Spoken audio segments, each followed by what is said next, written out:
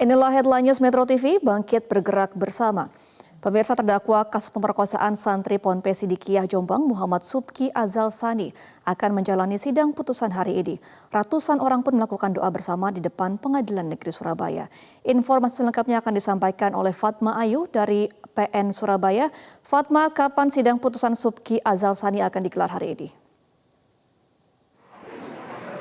Hari ini Kamis 17 November 2022 akan dibacakan putusan oleh Hakim Pengadilan Negeri Surabaya terhadap terdakwa kasus perkosaan dan juga pencabulan Subki Azal Sani terhadap santriwati di Ponpes Sidikiyah Jombang, di mana nantinya dijadwalkan putusan tersebut akan dibacakan pada pukul 9.30 waktu Indonesia bagian Barat, bertempat di ruang sidang Cakra Pengadilan Negeri Surabaya, dan sidang akan berlangsung secara terbuka sehingga awak media termasuk juga keluarga atau juga undangan begitu bisa mendengarkan dan juga melihat proses pembacaan sidang pada pagi hari nanti atau pukul 9.30 waktu Indonesia bagian Barat tadi.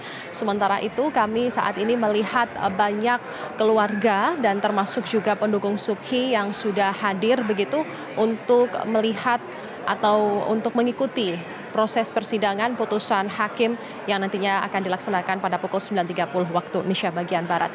Jika kita tarik ke belakang, Gema, memang untuk kasus ini berjalan cukup alot, di mana pada tahun 2017 para korban sebenarnya sudah melaporkan kepada pihak kepolisian terkait dengan kasus perkosaan dan juga pencabulan, namun tidak ada titik terang, dan dilanjutkan pada tahun 2019 banyak juga para korban yang melapor ke pihak kepolisian terkait dengan kasus ini. Dan pada tahun 2020, Subki Azal Sani ini melakukan pra-peradilan di Pengadilan Negeri Jombang, di mana pada peradilan di Pengadilan Negeri Jombang tersebut ditolak oleh hakim, dan pada tahun 2021 ini Subki Azal Sani atau Beki ini ditetapkan sebagai DPO atau daftar pencarian orang pada 13 Januari 2022, dikarenakan pada tahun 2021 ini banyak gugatan atau juga banyak para korban yang melapor terkait dengan kasus pencabulan dan juga perkosaan.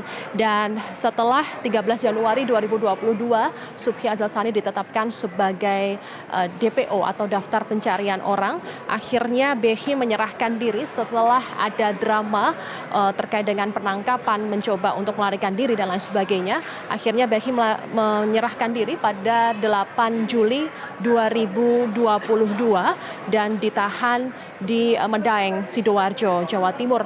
Sementara itu sidang pertama di bulan Juli tersebut dilakukan di PN Surabaya dan dilanjutkan hingga pada November ini. Akan ada sidang putusan berkaitan dengan kasus pencabulan dan juga perkosaan Subki Azal Sani. Dan Behi didakwa 3 pasal berlapis. Yang pertama adalah pasal 285 KUHP tentang pemerkosaan dengan maksimal ancaman hukuman 12 tahun penjara. Subsidiar pasal 289 KUHP tentang perbuatan cabul dengan ancaman 9 tahun penjara. Lebih subsidiar pasal 294 KUHP ayat 2 kedua dengan ancaman pidana 7 tahun, junto pasal 65 ayat 1 KUHP. Dan hingga saat ini kami masih menunggu proses atau jalannya sidang putusan yang dilakukan setengah jam lagi. Gema. Fatma, bagaimana situasi saat di Pengadilan Negeri Surabaya jelang sidang nanti? Iya, saat ini pada pukul 8 atau pada pukul 9.04 waktu Indonesia bagian Barat terlihat banyak pendukung atau juga keluarga dari terdakwa ini yang sudah memadati dari Pengadilan Negeri Surabaya. Begitupun juga kami lihat ada keluarga korban yang turut ikut mensupport begitu ya terkait dengan kasus ini agar mencapai titik terang sebelum nantinya dibacakan putusan. Dan tidak hanya di dalam saja yang kami sudah melihat banyak orang di sini, namun juga melainkan di luar Pengadilan Negeri Surabaya. Kami melihat ada ratusan pendukung dari terdakwa Subki Azal Sani yang sudah datang di Pengadilan Negeri Surabaya. Mereka datang ini tidak untuk berdemo atau melakukan aksi, melainkan dengan dalih yakni doa bersama.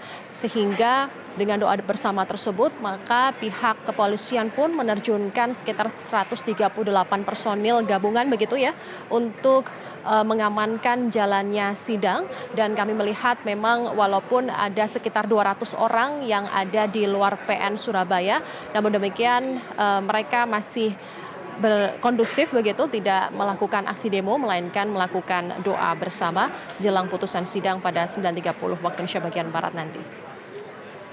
Demikian Gemma yang dapat kami laporkan langsung dari Pengadilan Negeri Surabaya. Kami kembalikan ke studio. Baik, terima kasih Fatma Ayu atas laporan Anda. Selamat kembali bertugas.